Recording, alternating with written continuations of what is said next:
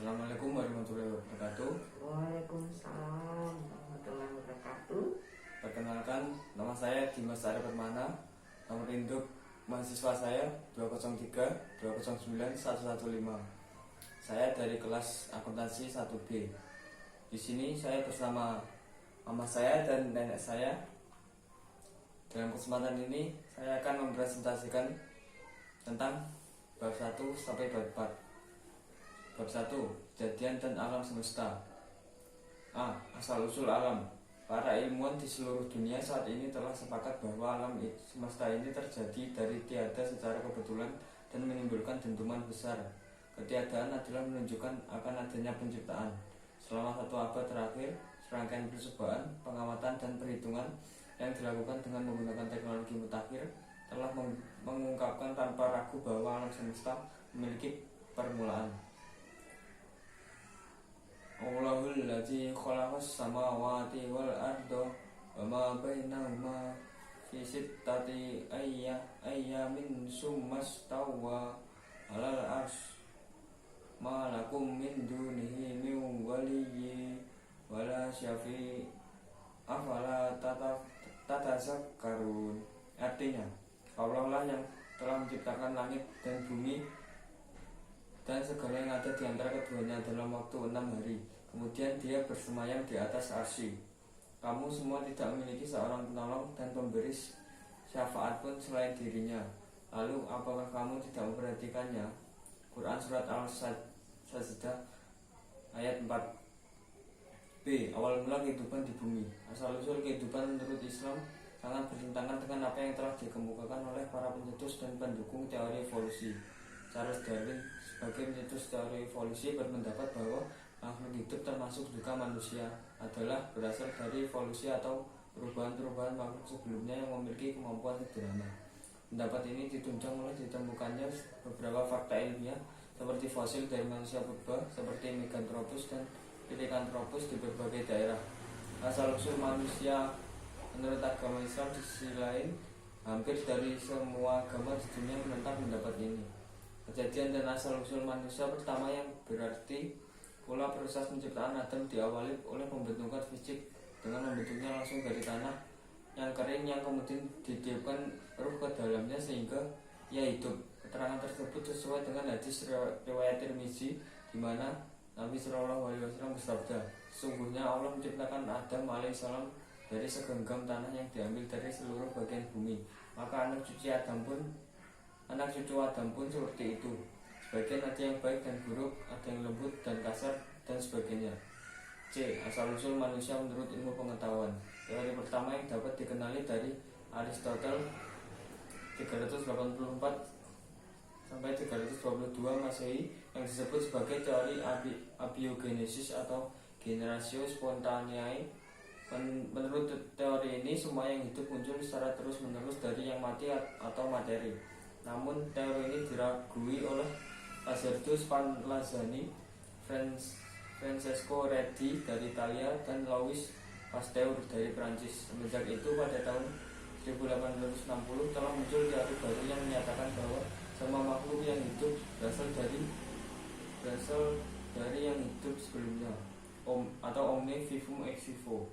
Setelah itu munculnya teori evolusi dari Charles Darwin tahun 1809 sampai 1892. Menurut Charles Darwin pada tahun 1800 sampai 82 bahwa hewan, tumbuhan dan juga manusia merupakan hasil perubahan evolusi dari makhluk hidup yang sangat sederhana pada awal kehidupan di bumi, yang secara perlahan-lahan melalui proses penurunan dengan modifikasi yang akhirnya berkembang menjadi spesies organisme di muka bumi ini. D. Asal-usul manusia menurut Al-Quran. Menurut kitab suci Al-Quran pada surat Al-Hijr ayat 28 sampai 29, asal-usul manusia adalah ketika Allah berfirman, dan ingatlah ketika Tuhan berfirman kepada para malaikat, sesungguhnya aku akan menciptakan seseorang dari tanah liat kering yang berasal dari lumpur hitam yang diberi bentuk. Maka apabila aku telah menyempurnakan kejadiannya dan telah meniupkan ke dalamnya ruh ciptaanku, maka tunduklah kamu kepadanya dengan bersujud. Bab 2. Din al-Islam. A. Pengertian dan ruang lingkup din al-Islam. 1. Pengertian din al-Islam secara etimologi. Berdasarkan ilmu bahasa, din al-Islam berasal dari kata ad-din yang artinya agama, dan al-Islam berasal dari bahasa Arab, yaitu kata salima yang berarti selamat, sentosa, dan damai. Dari kata itu terbentuk kata aslama, yuslimu, islaman, yang berarti juga menyerahkan diri, tunduk, patuh, dan taat. 2. Tujuan din al-Islam. Tujuan dari din al-Islam adalah mentauhidkan Allah SWT demi tercapainya kebahagiaan hidup lahir, batin, dunia, dan akhirat, sejalan dengan doa yang diajarkan dalam Al-Quran. Wa minhum may yaqulu rabbana atina fid dunya hasanatan wa fil akhirati hasanatan wa qina adzabannar.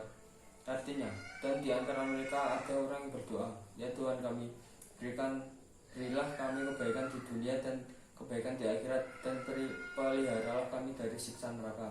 Quran Surat Al-Baqarah ayat 201. 3. Ruang lingkup agama Islam. Bila merujuk pada tujuan din al-Islam, yaitu tercapainya kebahagiaan dunia dan akhirat, maka ruang lingkup din al-Islam meliputi A. Hubungan manusia dengan Allah SWT. Hablum minallah adalah perjanjian dari Allah, yaitu masuk Islam atau beriman dengan Islam sebagai jaminan keselamatan bagi mereka di dunia dan akhirat. B. Hubungan antara sesama manusia. Hablum minannas adalah hubungan baik sesama manusia. Adanya hubungan ini adalah konsekuensi tak terhindarkan dari interaksi dengan sesama manusia karena kita membutuhkan bantuannya. Seorang muslim tidaklah cukup membangun hubungan baik dengan Allah, tetapi harus pula membangun hubungan baik dengan sesama manusia. C. Hubungan antara manusia dengan alam semesta. Allah SWT memerintahkan agar manusia selalu berbuat baik pada dirinya dan memperlakukan dengan baik segala sesuatu yang ada di muka bumi. Bumi, langit, dan segala sesuatu yang ada pada hakikatnya diciptakan Allah SWT untuk kepentingan manusia agar semua potensi alam dapat dimanfaatkan dengan cara yang baik dengan memperhatikan keseimbangan agar tidak terjadi dampak negatif setelah pemanfaatannya. Alam harus dilestarikan, diolah, dan dijaga. B. Islam dan pluralisme budaya di Indonesia. 1. Pengertian pluralisme. Secara etimologi, pluralisme merupakan kata serapan dari bahasa Inggris yang terdiri dari dua kata, yakni plural yang berarti ragam dan isme yang berarti paham. Jadi pluralisme bisa diartikan sebagai berbagai paham atau bermacam-macam paham. Sedangkan pluralisme dalam perspektif filsafat budaya merupakan konsep kemanusiaan yang memuat kerangka interaksi dan menunjukkan sikap saling menghargai, saling menghormati, toleransi satu sama lain, dan saling hadir bersama atas dasar persaudaraan dan kebersamaan. 2. Islam dan pluralis agama budaya di Indonesia. Dalam hal pluralisme agama, Al-Quran mengakui terhadap pluralisme atau keragaman agama. Al-Quran di samping membenarkan, mengakui keberadaan, eksistensi agama-agama lain, juga memberikan kebebasan untuk menjalankan ajaran agamanya masing-masing. Pengakuan Al-Quran terhadap pluralisme dipertegas lagi dalam khutbah perpisahan Nabi Muhammad, sebagaimana dikutip oleh Fazlur Rahman ketika Nabi menyatakan bahwa kamu semua adalah keturunan Adam, tidak ada kelebihan orang Arab terhadap orang lain, tidak pula orang selain Arab terhadap orang Arab, tidak pula manusia yang berkulit putih terhadap orang yang berkulit hitam, dan tidak pula orang yang hitam terhadap putih kecuali karena kebajikannya. Bab 3. Sumber ajaran Islam. Sumber ajaran Islam adalah segala sesuatu yang melahirkan atau menimbulkan aturan yang mempunyai kekuatan yang bersifat mengikat yang apabila dilanggar akan menimbulkan sanksi yang tegas dan nyata. Dengan demikian, sumber ajaran Islam ialah segala sesuatu yang dijadikan dasar acuan atau pedoman syariat Islam. Sumber ajaran Islam ada 3, yakni Al-Quran, hadis, as-sunnah, dan ijtihad. Ajaran yang tidak bersumber dari ketiganya bukan ajaran Islam. A. Al-Quran. 1. Pengertian Al-Quran dan sebutan nama-namanya. Pengertian Al-Quran secara istilah, Al-Quran diartikan sebagai kalam Allah SWT yang diturunkan kepada Nabi Muhammad SAW sebagai mukjizat, disampaikan dengan jalan mutawatir dari Allah SWT sendiri dengan perantara malaikat Jibril, dan membaca Al-Quran dinilai ibadah kepada Allah SWT dan untuk disampaikan kepada umat manusia. Nama Al-Quran bukanlah satu-satunya nama yang diberikan Allah SWT terhadap kitab suci yang diturunkannya kepada Nabi Muhammad SAW. Berikut beberapa nama Al-Quran. 1. Al-Quran. atau bacaan atau yang dibaca. 2. Alkitab, kitab suci Allah Subhanahu wa taala. 3. Al-Furqan atau pembeda. 4. Al-Zikr atau pemberi peringatan. 5. At-Tanjil atau yang diturunkan. 2. Isi kandungan Al-Quran. A. Akidah adalah ilmu yang mengajarkan manusia mengenai kepercayaan yang pasti wajib dimiliki oleh setiap orang di dunia. B. Ibadah adalah taat, tunduk, ikut atau nurut dari segi bahasa. Dari pengertian fuqaha, ibadah adalah segala bentuk ketaatan yang dijalankan atau dikerjakan untuk mendapatkan ridho dari Allah Subhanahu wa taala. Akhlak adalah perilaku yang dimiliki oleh manusia, baik akhlak yang terpuji atau akhlakul karimah maupun akhlak yang tercela atau akhlakul masmumah. D. Hukum yang ada di Al-Quran adalah memberi suruhan atau perintah kepada orang yang beriman untuk mengadili dan memberikan penjatuhan hukuman pada sesama manusia yang terbukti bersalah. E. Peringatan atau tazkir atau peringatan adalah sesuatu yang memberi peringatan kepada manusia akan ancaman Allah Subhanahu wa taala berupa siksa neraka atau wa'id. F. Sejarah atau kisah-kisah. Sejarah atau kisah adalah cerita mengenai orang-orang yang dahulu baik yang mendapatkan kejayaan akibat taat kepada Allah Subhanahu wa taala, serta ada juga yang mengalami kebinasaan akibat tidak taat atau ingkar terhadap Allah Subhanahu wa taala. G. Dorongan untuk berpikir. Di dalam Al-Quran banyak ayat-ayat yang mengulas suatu bahasan yang memerlukan pemikiran manusia untuk mendapatkan manfaat dan juga membuktikan kebenarannya, terutama mengenai alam semesta. 3. Fungsi dan peranan Al-Quran. A. Al-Quran sebagai mukjizat. B. Al-Quran sebagai pedoman hidup. C. Al-Quran sebagai korektor. 4. Keistimewaan Al-Quran. A. Konten Al-Quran tetap sepanjang masa tanpa revisi. B. Terjaga dari kontradiksi. C. Mudah dihafalkan. D. Bahasa Al-Quran tak dapat ditiru. E. Membacanya adalah kebaikan. F. Al-Quran adalah mental healer. G. Al-Quran adalah hakim semua kitab sebelumnya. H. Al-Quran adalah kitab peradaban. I. Kisah-kisah dalam Al-Quran nyata dan lebih terperinci. B. Al-Hadis. Pengertian hadis. Hadis menurut bahasa adalah yaitu sesuatu yang baru, menunjukkan sesuatu yang dekat atau waktu yang singkat. Hadis juga berarti berita, yaitu sesuatu yang diberitakan, diperbincangkan dan dipindahkan dari seorang kepada orang lain. 2. Macam dan tingkatan hadis. Macam-macam hadis yaitu hadis sahih, hadis hasan, dan hadis dhaif. Tingkatan hadis yaitu mutawatir, masyhur atau hadis-hadis mustafid, dan ahad atau hadis-hadis hasanah. Kedudukan hadis terhadap Al-Quran. Dalam kedudukan sebagai penjelas, hadis kadang-kadang memperluas hukum Al-Quran atau menetapkan sendiri hukum di luar apa yang ditentukan Allah dalam Al-Quran. Kedudukan hadis sebagai bayani atau menjalankan hukum Al-Quran tidak diragukan lagi dan dapat diterima oleh semua pihak. Hadis sebagai pembuat hukum baru. Hadis dalam Islam dianggap sebagai masdarun sana'in atau sumber kedua setelah Al-Quran. C. Ijtihad. Pengertian ijtihad. Kata ijtihad berasal dari bahasa Arab yaitu ijtihada yastahidu ijtihadan, yang artinya mengerahkan segala kemampuan dalam menanggung beban. Ijtihad adalah sebuah usaha yang sungguh-sungguh yang sebenarnya bisa dilaksanakan oleh siapa saja yang sudah berusaha mencari ilmu untuk memutuskan suatu perkara yang tidak dibahas dalam Al-Quran maupun hadis dengan syarat menggunakan akal sehat dan pertimbangan matang. 2. Dasar hukum ijtihad. Ya ayyuhalladzina amanu atiullaha wa atiur rasulah wa ulil amri minkum fa in tanaza'tum fi syai'in farudduhu ilallahi wa rasulihi in kuntum tu'minuna billahi wal yawmil akhir dzalika khairu wa ahsanu ta'wila. Artinya, hai orang-orang yang beriman, taatilah Allah dan taatilah Rasulnya dan ulil amri di antara kamu. Kemudian jika kamu berlainan pendapat tentang sesuatu, maka kembalikanlah dia kepada Allah atau Al-Quran dan Rasul sunnahnya. Jika kamu benar-benar beriman kepada Allah dan hari kemudian, yang demikian itu lebih utama atau bagimu dan lebih baik akibatnya. Quran surat An-Nisa ayat 59. 3. Macam-macam ijtihad. 1. Ijma atau kesepakatan. 2. Qiyas atau menyamakan atau menggabungkan. 3. Masalah mursalah. 4. Istisab. 5. Sudut zariyah. 6. Istihsan. 7. Urf atau tindakan yang menentukan boleh tidaknya budaya.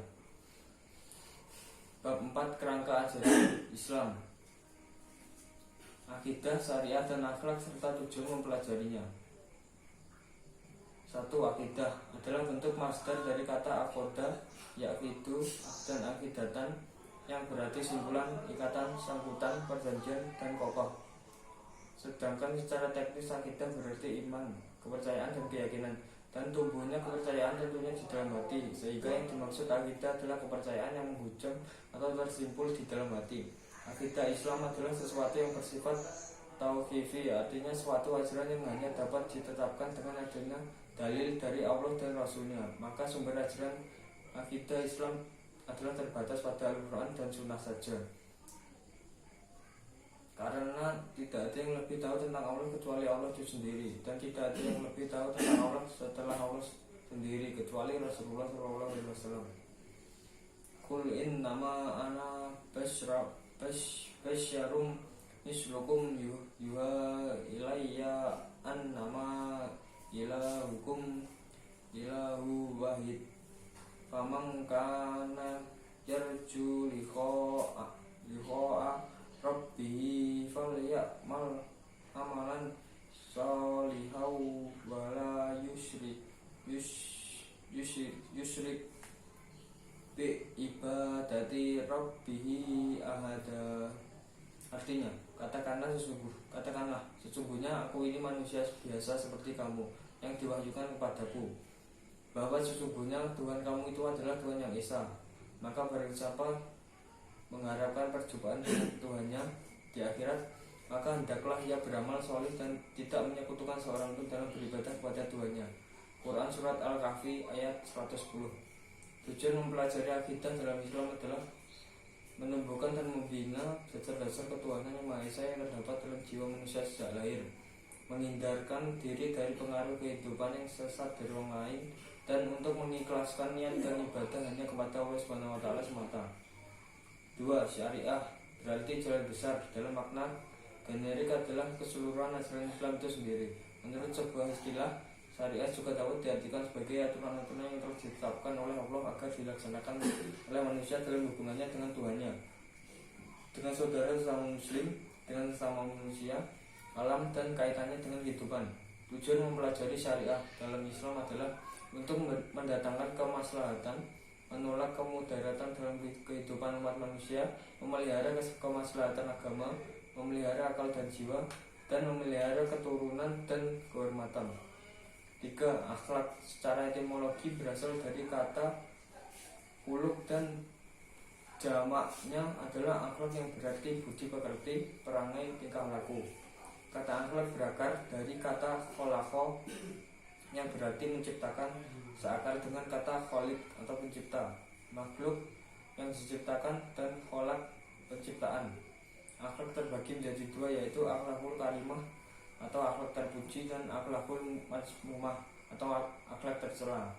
Tujuan mempelajari akhlak dalam Islam adalah membentuk pribadi muslim yang luhur dan mulia, menghindari diri dari pengaruh akal pikiran yang menyesatkan, memiliki pengetahuan tentang kriteria perbuatan baik dan buruk, merupakan mutiara hidup yang membedakan makhluk manusia dengan makhluk lainnya, dan mendapat kemudahan dalam kesusahan.